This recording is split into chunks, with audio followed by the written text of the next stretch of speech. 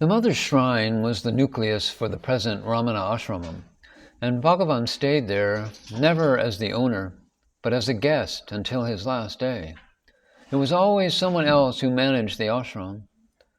In 1929, after Seshadri Swami passed away, some lawyers told Bhagavan that there were a lot of litigations that had to be managed.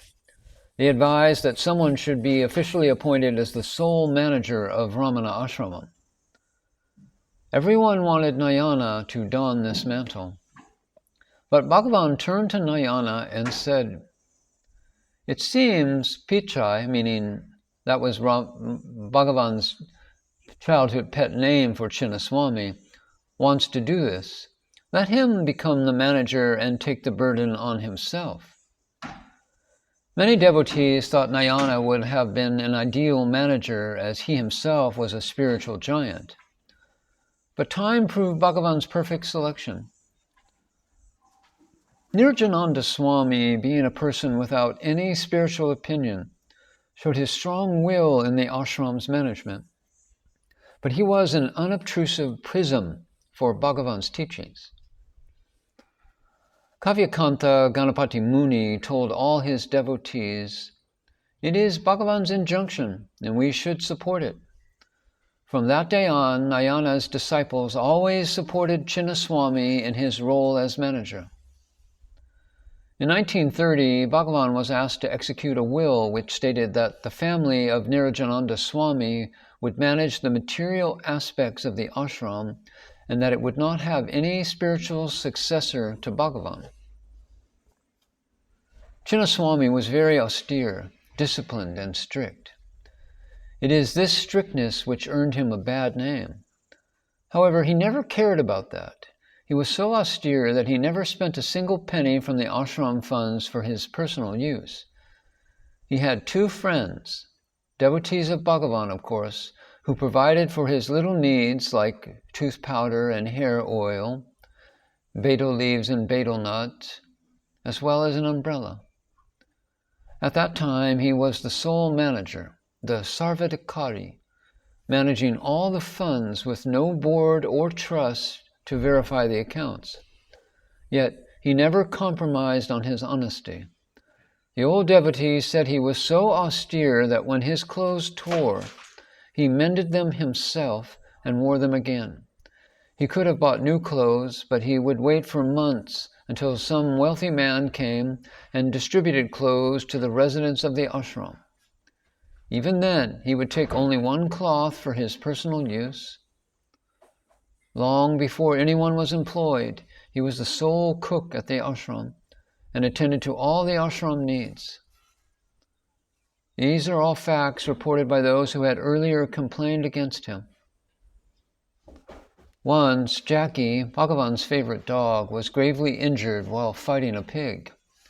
Its intestines were exposed and it lay in immense pain. It was Chinna Swami who carried Jackie in a basket on his head to the veterinary hospital and had it attended to. Jackie recovered and lived many more years. By 1938, Chinna Swami needed assistance in the ashram, so he sent word to his son, my father, and the whole family to join him. I was 2 years old when my father brought me to Ramana Ashramam. Chinna Swami was just as strict with his son. He never favored him. So much so, my father was always disappointed and disgruntled with him. When gifts like cycles were given to the ashram, my father would ask for one, only to be refused by Chinna Swami. If my father pulled a long face, he would tell him, "Venkatu, we are commanded by Bhagavan to manage this ashram. We are his slaves and have to do this, generation after generation. But we do not have any special rights over this place. We should dedicate ourselves to do service with the attitude of a dog guarding a haystack. The dog will not eat the hay, and it will not allow the stray cattle to eat the hay either." My father, who Niranjanananda Swami called Venkatu, T.N. Venkataraman, followed this instruction meticulously, and so did my brothers and I. The third generation now manages the ashram, and it is Chinna Swami's blessing that generation after generation looks after the ashram, not like dictators or sole managers, but like dogs guarding a haystack. Chinna Swami rubbed many people the wrong way with his blunt manner, but as many devotees say, those stories must be looked at impartially. It is important that we see both sides of the story. Chinna Swami's problem was a practical one. If all the residents preferred to sit with Bhagavan in the hall, how could the daily routine activities of the ashram, such as cooking, gardening, managing the store, letter correspondence, receiving visitors and cash transactions, the printing of books, as well as the general upkeep of safety measures to protect the property and buildings and residents, how could they be carried out?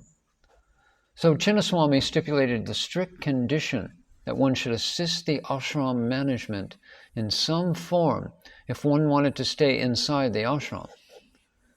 People who refused to comply with this condition were asked to leave the ashram. It is to be noted that those who were hurt by Chinna Swami's disciplinary action spoke only about his harsh treatment, but not about this reasonable stipulation put by him. Marunganar Ramaswamy Pillai, Chadwick Vishwanatha Swami, Annamalai Swami, Kunju Swami, Suri Nagama, Munagala Venkataramaya were a few of the old devotees in the long list of Chinna Swami's victims. When I referred to this unpleasant matter, they unanimously agreed, saying, Chinna Swami's harshness did affect us, and at that moment we were obviously hurt. There is no doubt about it. However, in later years we understood that unless he had treated us like that, we would have continued to be immersed in management activities and would not have pursued our spiritual practices. In hindsight, we could see that even Chinna Swami's harshness was only Bhagavan's grace. Marunganar even told me, Chinna Swami repeatedly slighted me and even refused me food at the ashram. I had to go out on the streets and beg for food. The reason for Chinna Swami's refusal was that he wanted me to continue performing puja in the mother's shrine and also assist him with the correspondence in the office. I did not do that, so I had to leave. But Ganesan, I assure you, my going away gave me two great spiritual boons. I tell you honestly, but for Chinna Swami's harshness, I might have been still doing puja in Ramanasramam and assisting in writing letters. What are those two boons? I asked him. I could get the proximity and presence of Bhagavan any time, day or night. Had I been committed to management work, I could not have had that. The second boon was that I was so ecstatic that I only wanted to write poems. I wrote nearly 40,000 verses on Bhagavan and Bhagavan's teachings. These were written in silence and seclusion. With external activity, this could not have happened. Chinna Swami was a vital instrument in my gaining these two boons.